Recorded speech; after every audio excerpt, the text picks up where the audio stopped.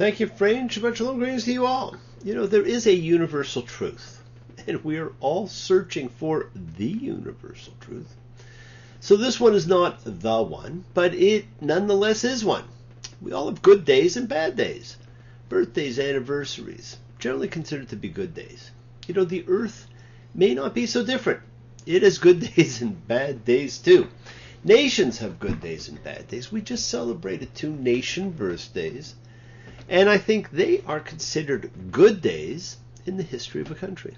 Well, this week we have a bad day, and we do not celebrate it so much as observe it, and hope it does not repeat again. This week marks the 9th of Av, Tish B'Av, an ill-omened day in the Jewish calendar, a day on which the wilderness generation, after the report of the spies, which we recently talked about, refused to enter the promised land. Now, I would love to know how someone calculated that. They even have the year, 1313, before the Common Era. How eerie. And a popular number, if my memory serves me well, I believe the Munsters lived at 1313 Mockingbird Lane. Anyhow, the 9th of Av is simply accepted as the official date for that event. In addition, it is the date accepted as being the date of the destruction of both temples, the first by the Babylonians and the second by the Romans 500 years later. Edward I of England expelled all the Jews from England on this date in 1290, and the prohibition of their being in England remained in force until Oliver Cromwell allowed them back in 1657, 400 years, in exchange for money. And the Spanish Inquisition and expulsion of the Jews from Spain in 1492 also took place on the 9th of Av. And of course, accompanying Christopher Columbus on his historic voyage were several expelled Jews. And if you ever make it to Seville, Spain, you will see Columbus's notes with the accompanying astronomical tables, which were written in Hebrew by the Hebrew astronomer Abraham Zacuto. If you have never read about it, I encourage you all to read about the Jews of Spain and Portugal, the Conversos and the Moranos. Fascinating, simply fascinating history. Yes, the 9th of Av, a day the world needs healing.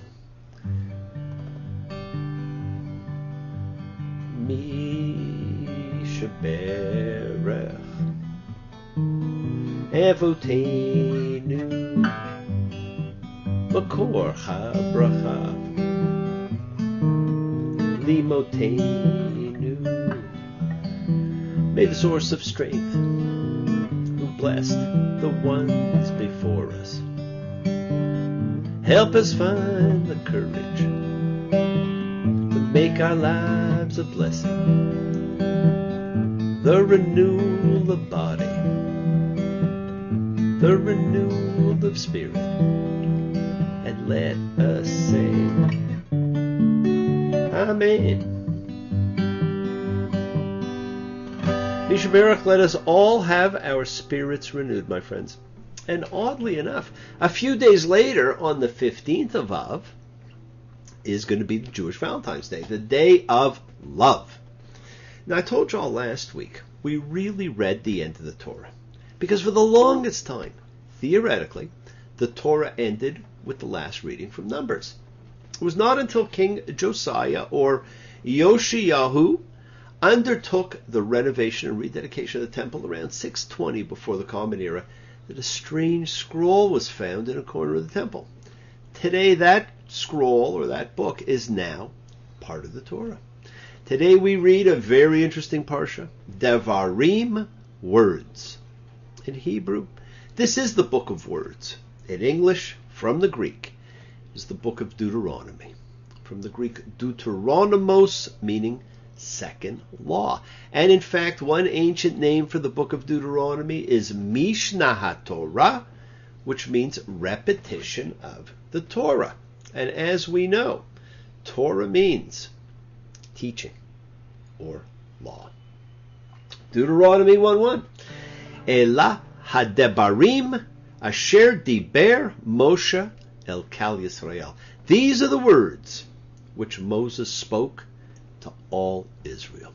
The book of Deuteronomy is dominated by Moses' farewell address to the children of Israel as he urges them to remain faithful to the covenant and prepares them for entering Canaan. Now, during the course of the book, Moses reviews the story of the giving of the Torah at Sinai and the trip to the Promised Land.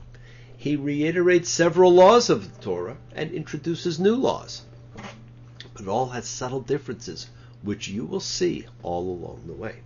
This, my friends, is a very special parsha for me because it is my ordination parsha. But let's talk a little bit about this book. It too does not quite fit. We grew up being told the Hebrew Bible is the 5 books of Moses plus a few other things. The Torah is to us the 5 books, also known as the Chumash and the Pentateuch, both meaning 5. Now we know this to be true because at the end of the 10 Commandments, Moses gives the 5 scrolls of the 5 books to Joshua. But as I said before, this book is different. Don't get me wrong. This book is fantastic. The stories are a little different. The laws are a little different. But don't look for the differences. Think of it like Broken Telephone, where the story gets slightly changed in the retelling. Now, one of the first things we read here in this recapitulation of events, and that's what it is, the retelling, is Moses telling us about the appointment of a judicial bureaucracy to help him carry the burden of administering justice to this multitudinous people. But notice, Jethro's missing. Now, is this perhaps a xenophobic rewrite of history due to the Midian War? You know what? It does not matter. What matters is the depiction of Moses' leadership, grounded in wisdom, along with his unique position of having direct access to God. That is what we are to take away in this entire book, the position of Moses. Genesis, Exodus, and Numbers tell a story. The story of the descent of man's soul and his attempt to elevate it again. Leviticus gives us the priestly code. It sets the priesthood apart to rule the spiritual practices. And now Deuteronomy, the book of words, the missing book from the Bible. The repetition of the teaching. Mishnah HaTorah, its name says it all. It is a repetition, but not quite. Now, given its unique history, there are 2 ways to look at this book. Either it's the closest to the one book that might actually have been written by Moses, or it is from a much later period, when the king was supposed to write out a copy of the teaching, and this may very well be the core of that. And as I said, it doesn't really matter which it is. The repeated teachings are slightly different, but what is important is what it represents and what it is called. Devarim, words. It is a series of discourses and poems, and the words are the key. Words are not things to be read.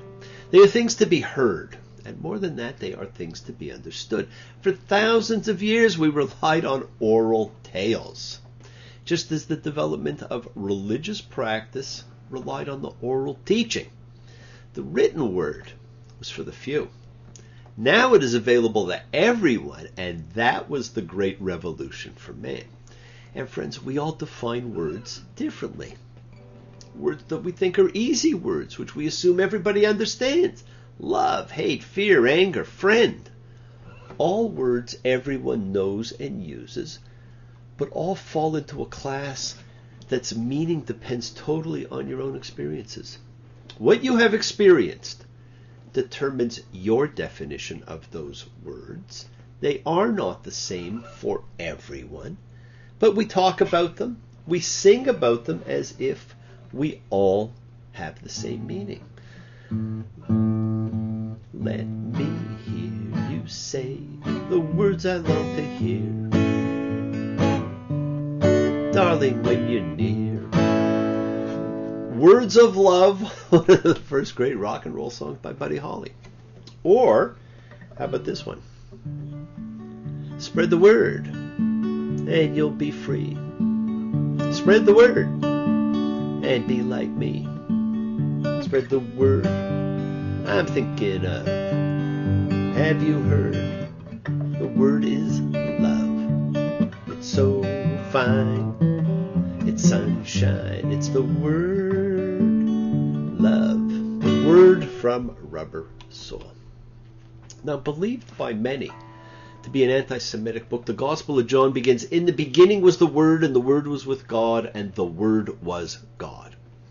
There are and have been countless interpretations about this, but let's accept it at face value. Just as the 10 Commandments were 10 utterings, that is, words, so too was God's creation of the world by His Word.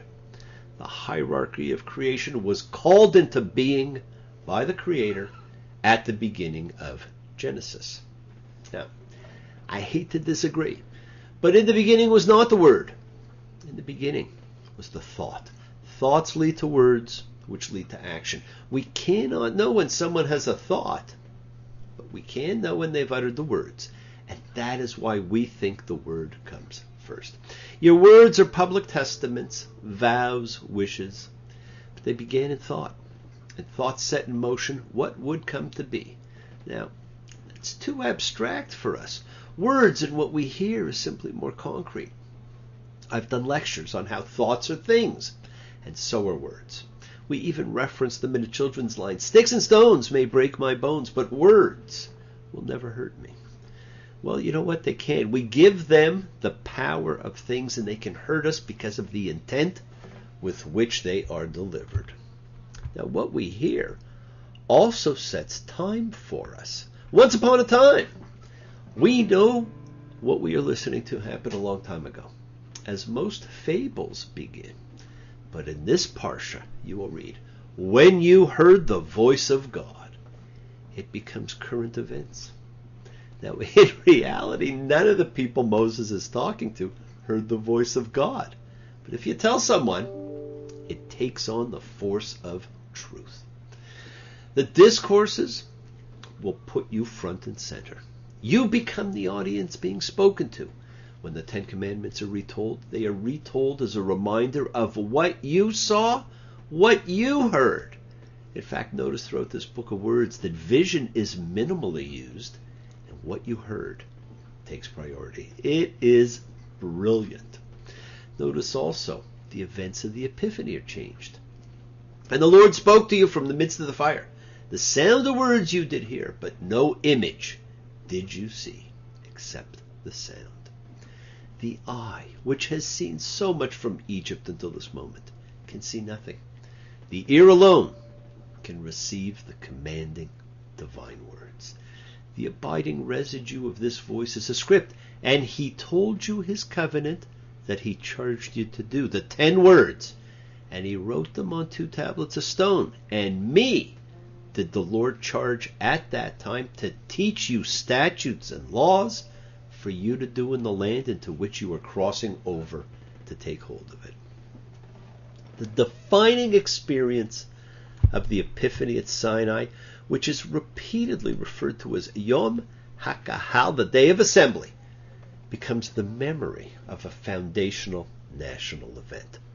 So that the latter-day Israelites listening to this book of teaching, Sefer HaTorah Hazeh, will feel that they themselves are reenacting that event just as you would. You hear the phrase "at that time," but "et hachi" over and over again as you are temporally swept into a time warp. The point of Deuteronomy is different than the point of Exodus, Leviticus, and Numbers. To some, this is a Reader's Digest version of events. The idea is to get from point A to point B. The Deuteronomic summary at this point of the wilderness wanderings has a very different purpose. It's something that has been undergone, but it is now over and done with. It is not about reliving 40 years. Emotionally, the wilderness is a place to be remembered with fear and trembling, a place that tried the soul of the nation, and that tries us still to this day, for those of us still in the wilderness. All that great and fearful wilderness, Kol HaMidbar HaGadol VeHanor HaHu, it's not a nice place. It is Tohu Yalil Yeshmon, the wilderness land, the waste of the howling desert. Now, almost all of those listening to Moses' words could not literally have seen the things of which he speaks. But the people is imagined as a continuous entity. Now, the unique events at Sinai is the very heart of collective memory in Deuteronomy. The 10 words articulated in Exodus are broadcast again here, albeit with certain famous divergences in wording between the two texts. You will notice the origins of the people in the patriarchal period are almost entirely reduced to the reiterated reference to God's having sworn the land to your fathers. The great signs and portents of the Exodus itself are mentioned in just those terms. But there are no vivid representations of the 10 plagues or of the splitting of the Sea of Reeds. Instead, it is the Sinai epiphany in all its terror and wonder to which Moses' speech repeatedly reverts. Thus, the proclamation of the Decalogue is prefaced by these words, "Face to face did the Lord speak with you on the mountain from the midst of the fire." It is all about speech, all about words, all about what you heard. Now you know that you are real.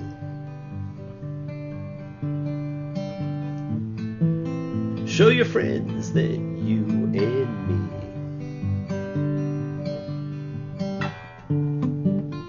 belong to the same world. Turned on to the same word. Have you heard? The Great Moody Blues, have you heard? The world is sacred. So is everything in it. Express your gratitude, light a candle, make a wish. Celebrate your life and the lives of those you love. Share your feelings with them. Live free, be free, honor your freedom, be well, be happy, be blessed. Share and honor the light and all who live in the light and continue to shine. Continue to send everybody you know goodwill and love. Pray for peace and freedom for everyone. An end to terror and hatred. Remember, friends, we are a community. We learn together, we celebrate each other, we love each other. We share this ride together, men and women equally. Let us send out love, not fear. Send out peace, harmony, good healing to all who need it.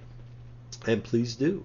Learn to forgive and learn to love. Open your hearts and honor the relationships of your life. Tell those you love that you love them. Take advantage of the time you have. Enjoy the journey. We take the twists and turns and the patterns that weave through the fabric of our lives in our effort to grow, to learn, to be, to love. So please do love. Send healing, goodwill, and love to all who need it. Share your holiness. Bless you all. Have a fantastic week. A week of love and light and peace and healing. And honor the people of your life and honor the journey you are on. Take a deep breath. Get past the bad. Take another breath and relish the good. And listen to the world around you. Listen for your footsteps coming up the drive. Listen for your footsteps, but they don't arrive. Waiting for your knock, dear, on my old front door. I don't hear it. Does it mean you don't love me anymore? Don't pass me by, but do not stop your journey. Do not stop moving towards your promised land. It is in sight. There it is, just waiting for you. Keep on dreaming, keep on being, keep sharing, keep shining, keep teaching, keep spreading your holiness. Do not follow fear. Thank you all for joining me, for participating, for sharing your lives, your love, your time with me. I love you all, and I look forward to seeing you all next week. Be well. Until then, take care. Shabbat Shalom. Bye.